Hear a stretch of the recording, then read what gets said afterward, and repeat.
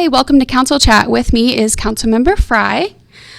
How are you today? I'm good. How are you? Good. We had a quick agenda review. That was nice, and Yes. I always enjoy doing the council chats. We've not done a council chat together in a while. So I don't think so. I think I was one of the very first ones I did with you, but it's been several months ago. It has been, so good to get back in the swing of it, right? So, Yes. Well, good. So we will be discussing the Board of Bids and Contracts, of course, and we'll have petitions for public improvement. Right. That's pretty standard. We do that every week, Yes. and sometimes we have petitions, sometimes we don't, but we normally always have a Board of Bids, and that's just being fully transparent how we're spending the money. So that's always important. And speaking of spending money, we'll have another staff presentation on the budget for the 23 fiscal year and the 10-year CIP, the Capital Improvement Program. And so we've had a couple of these already.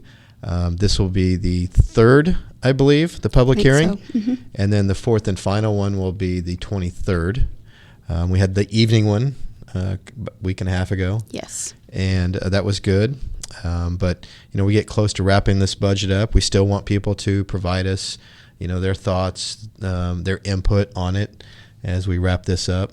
It's the most important thing we do as council members, I think, is go through that budget and decide how we're going to spend your tax dollars. Yes, I agree. So, I think giving people the opportunity to express their, opinions or suggestions beforehand is what we appreciate. Absolutely. So I love that we encourage people to participate in. A lot of heavy reading for us, though. Yes. I think the first time I cracked open that budget book, my eyes were just like, oh my gosh. And so I know it's, for you, this is your first year, and going through it, it's a lot of different things. Yes. And you were a business owner, so you had a budget, but not one that was that thick. Yeah, well, and everything is so complicated, so Yeah. you have to read it 4 times to pick up something new each time. So And fortunately, we have a great staff that really helps us walk through that. Mark Manning and Elizabeth Goltry and everyone up in finance can really help with that. Yeah. And so they're good folks for that. yes, we will also have the tax exemption request for Atlas Trailer Parts in District 4, so in Blue Boss District. The company will be investing over $1 million in the facility, which is fantastic. Yep. We'll also be considering IRB for Sharpling Converting, also in District 4. They're helping, which helps the company grow without direct tax investment. Yeah, and this one's actually an increase. We had an earlier request for them, but before they could get their project done, their cost increased, and so that's why they're coming back to us. It seems like a common theme, right? Right, yeah. But it's no tax dollars to us or to our neighbors. I think Tim has been doing a really good job about when people see, in the paper or on the news, $40 million in IRBs, they're thinking that we're writing out a $40 million Right. check. So I really appreciate that the last couple months he's been like, okay, if it's $40 million, this is what it really means, 300 or whatever it is, 1,000. So I think that's really helpful to make sense of it for the Exactly, yeah. And people that don't do it every day. Yeah, in IRB, the city is not opening up a checkbook and writing it to a company. Right. That's not what it is. So it's always good to help people understand that. Yes. Another good investment or an opportunity that's happening and coming to us is a building project at Douglas and Emporia, which was the old Legacy Antique Mall. Yes. They're going to come to us and ask for facade improvements where they take the specials and they pay back after the project's completed. It goes back against the property. Again, no tax dollars used for this, but this is an interior and exterior renovation for this. It's right there on the corner, so it's very visible. It's a very important part of downtown, and they're going to do a complete remodel and allow two businesses to move in as part of it, and so really activating that space, a significant corner in downtown Wichita. And so pretty exciting news. Yes, I'm very excited about that. Yeah, because that building sat empty for a while now. For a long time. My parents' store was at 519 East Douglas, so about a half a block. Okay. To the east that was connected to the Eaton in the 90s. So I spent a lot of time over there, and it was an antique mall forever, but it has been vacant for years, I feel like. Right. So But that whole Douglas stretch, I mean, it's amazing, all the activity that we've seen over the last few years and continue to see between the DO School and Chester Lewis Park and now this project. So good stuff to see. Yes. But, we can't limit ourselves to just downtown. We have to continue to work on the rest of the city. And one pilot project that's coming to us is an infill project to help encourage construction for affordable housing. And when we talk about the established central core, that's that downtown area, but outside of the core downtown. I think boundaries are on the west, it's Ridge, and on the east, it's Woodlawn. On the south, it's Pawnee. And is it 29th on the north?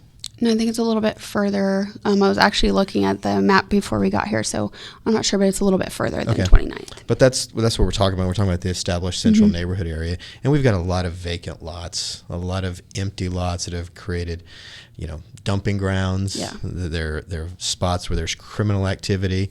So this pilot program would allow two things: waive building permit fees on those lots. Up to $10,000. Up to $10,000, right? And then dumping fees for lot cleanup. So if you're going to develop that lot into a housing project, now you don't have to pay the building. You still have to file the building permits because we still need those records, but you don't have to pay them up to $10,000. And then the dumping fees to help clean the lot up and get it buildable ready. So a 2-year program, I think that could really help in those areas where it's difficult because of the high cost of housing right now. Right. And so we can help reduce some of those fees and get some activity on those lots, get them activated. The right kind of activity. Right, exactly, which is so critical. I mean, we hear that all the time. We need affordable housing, especially in the core. And so I'm really excited about this. I think a lot of work has gone into it to get us to this point. And so, maybe this will really help get it started. Yes, I'm excited about it too. Finally, we're looking at the Community Service Block Grant funding for Project Access, which we've supported since 1999. They do incredible work and help offer medical services. So I'm super excited about that.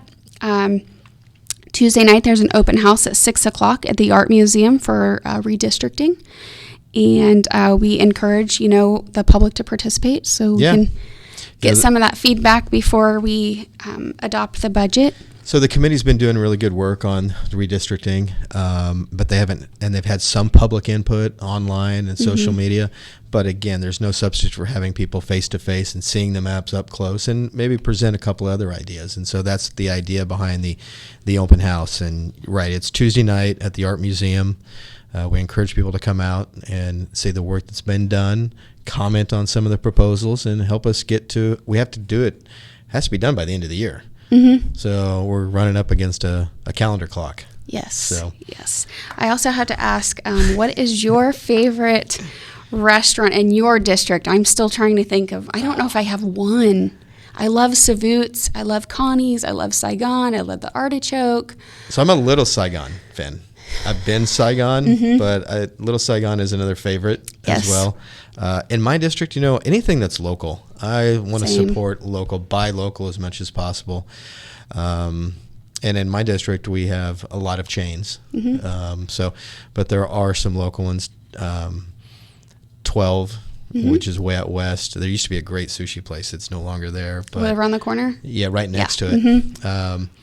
I've got a new one that's opening up this weekend at a former Granite City location that's owned by local investors called Walk-Ons. So I'm excited about that.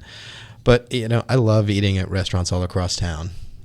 We've got some amazing restaurants in Wichita. A lot of local flavor that's just born out of... And the Old Mill. Yeah. And Tanya's. I could keep going. The Anchor. Oh, yeah. Yep. There's a lot of them. We're blessed, as you can tell, right? Yes, right. Yeah. So on that, it's lunchtime. Yes. So let's wrap this up so we can get out to eat. Thanks again for joining us on Council Chat Wichita. We encourage you to subscribe if you don't already, and follow us on Apple, Spotify, or wherever you listen to podcasts. Thank you.